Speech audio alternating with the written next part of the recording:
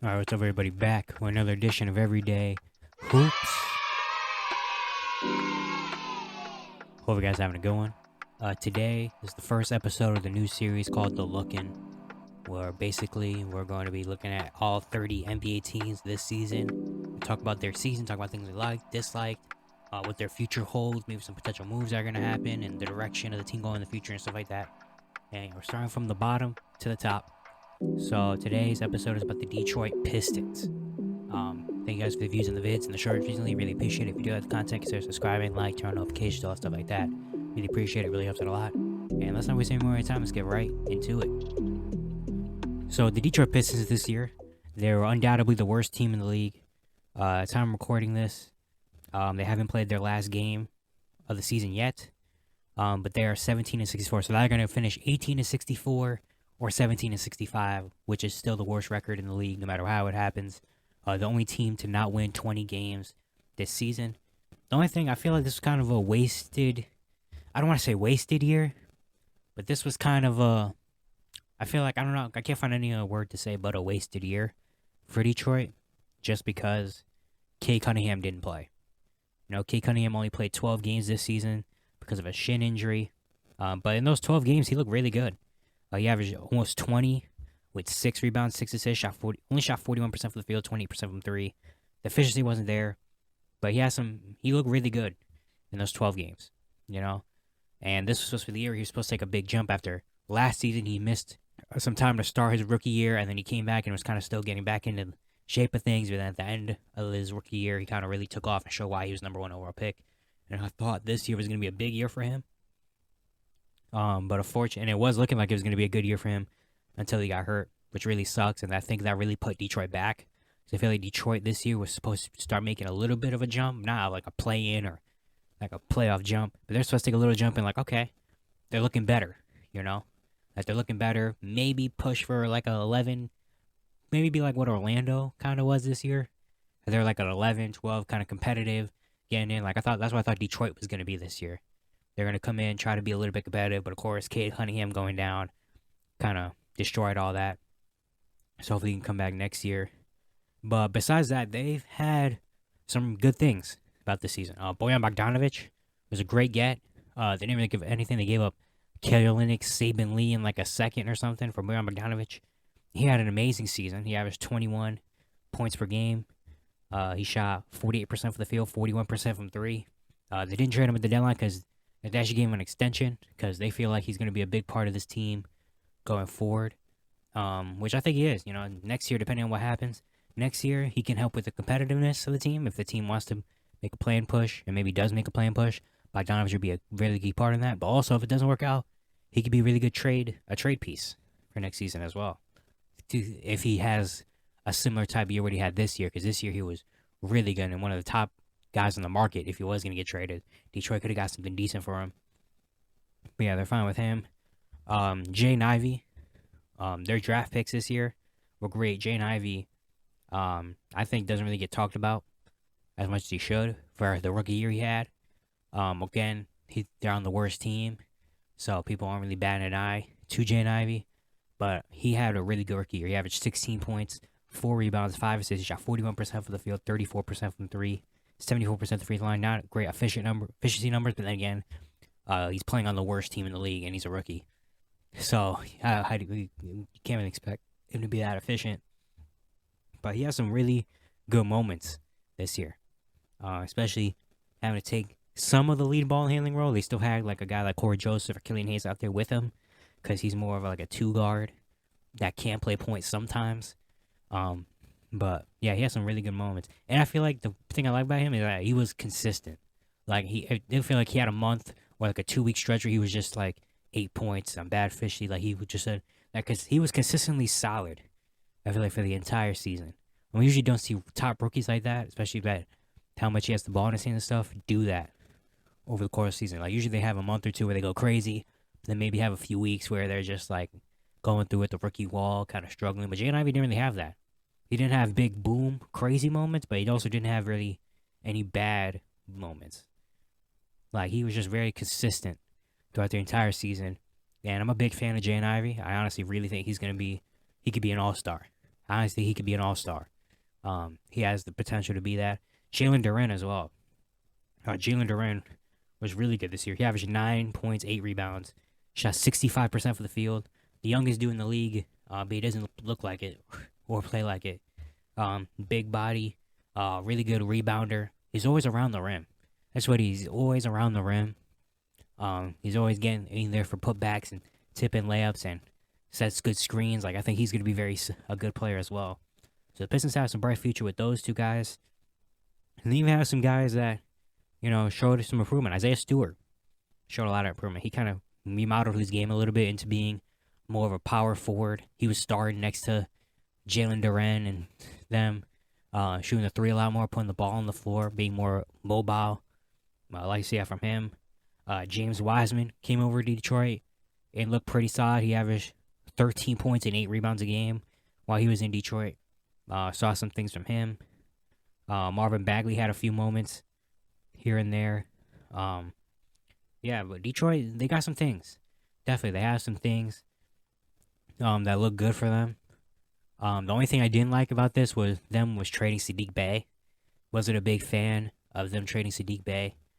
He's only 20. He is 23 years old, which I guess to them is like old. But he's only 23 years old. He's a really good role player next to their guy. Next to, he was a guy that you want next to Cade and Jaden Ivey. Guys that could just spread the floor and shoot threes. Sadiq's going to take his threes. And he's a very solid defender as well. So I didn't really understand that fully of why they trade him. Especially they trade him for 5 seconds who they flip for James Wiseman, I guess. But, yeah, I didn't like that a whole lot. But besides that, I mean, they have some really nice pieces for the future. Especially with that backcourt of Cade and Jaden Ivey. They have some really good things going on. Now, I want to talk more about their offseason. What's coming for them. Reports that came out that Dwayne Casey might not be the coach for longer after this year, but they're still maybe trying to get him a role in the front office still, which I feel like is a little bit overdue. I feel like Dwayne Casey isn't the right coach for this team.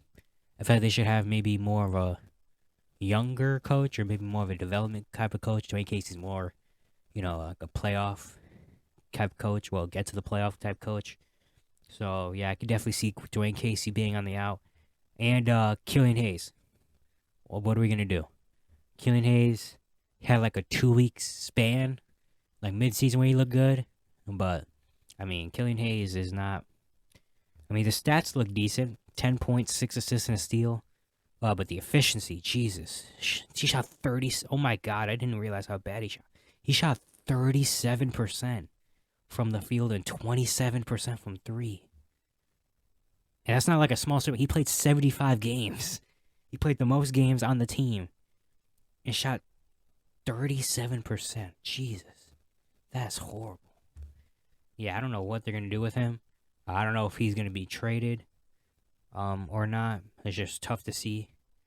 Especially with Cade and Jaden being kind of the backcourt of the future. Killian might be on his way out. Yeah, we're talking about that. But also, I want to look at the draft. Because they have the worst record in the league. Clinch the bet, the worst record in the league. Victor Wembanyama's in the draft. And obviously, the goal for Detroit is go get number 1, get Wemby. That's the goal. And if you add Victor Wembanyama to this team, I really like the future. Like, you already got a guy in Cade who I could see in his future probably being a multiple-time All-Star, being a very good player. I just love Cade's game, honestly. I just love watching him. Like, from the moment I saw him, I was like, yeah, this dude's going to be an all-star. He's just a big guard. He can rebound well. He can set the tempo. I like it. That's his tempo. Like, he's not...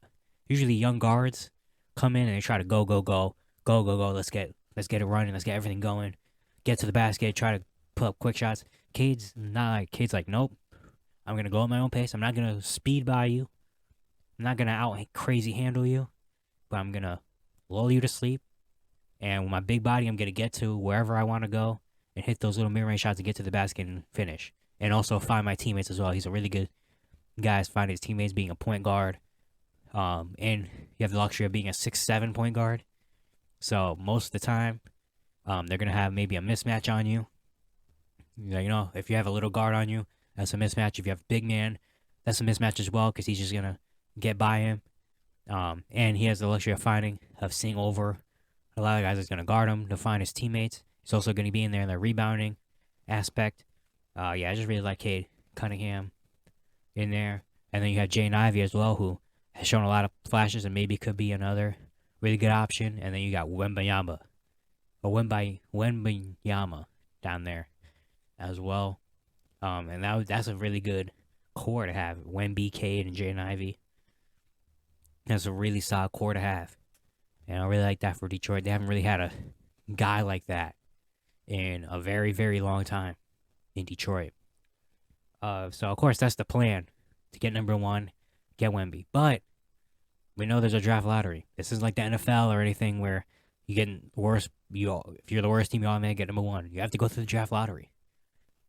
And that's going to be the toughest thing. But I was actually thinking about this when I was thinking about what I'm going to do with the Detroit Pistons. I was thinking about this, and I want to know what other people think. But I was thinking, so let's say in this scenario, the draft lottery, Detroit doesn't get number one pick. The number one pick goes to like San Antonio or something, and they get Victor. But Detroit gets number two. We all know Scoot Henderson is most likely the projected number two guy. There might be a little bit of conversation about Brandon Miller, but it should be, I think it's going to be Scoot. If you're Detroit, you have Cade Cunningham and Jane Ivey as your guards for the future.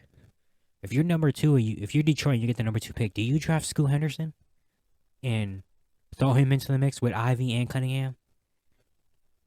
Or what do you do? For if you do draft Scoot, I'm giving the reasons why I think for every scenario. If you do draft Scoot, I would understand it from we're Detroit, we're the worst team. Let's just get the best talent out there and go get Scoot and try to see if it fits. Because it could be a little bit easier because you have a 6'7" guy in Cade Cunningham who is a guard, but it also can be the forward. But then again, he's not good enough shooting. None of these three guys, Scoot, Jane Ivey, or Cade, are good enough shooters where you're just going to tell him to spot up or put him in a corner. Jane Ivey has shown some shooting potential, but he's not a guy that's just going to be a catch-and-shoot guy. He's not there yet. Cade isn't a good three-point shooter yet. Scoot still has. He's shown a lot of improvement in the G League in three-point shot, but then again, he's not out there to shoot threes. Like, none of these guys are good enough to spot up. They all need the ball in their hands. They all are guys that love to create by themselves and get to the bucket. You know, like Jane Ivey is super athletic and get to the bucket. Cade is big and strong and get to the bucket. Scoot Anderson is super athletic. He's going to get to the bucket and try to find their teammates. Like, they all kind of need the ball in their hands. So that's like the pro and con of drafting Scoot. Maybe you draft Brandon. I was thinking maybe Brandon Miller. I think is a guy. I think for Detroit, if they don't get number one and don't get Wemby, I think the next guy up on their list should be Brandon Miller. Because if you think about their forwards for Detroit, who are the forwards of the future for Detroit? Besides, you got Bojan Bogdanovic, and after that, you got. I don't think they really have a small forward of the future. Like Isaiah Livers.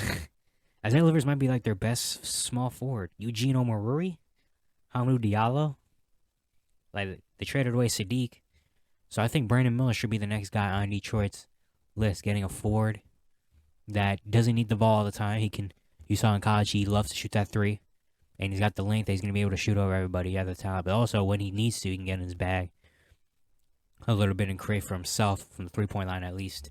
So I think for Detroit, I think probably the best scenario is you draft Brandon Miller at 2 over Scoot, or maybe do you trade back?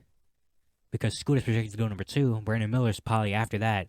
It's probably either Brandon Miller or one of the Thompson twins at number 3.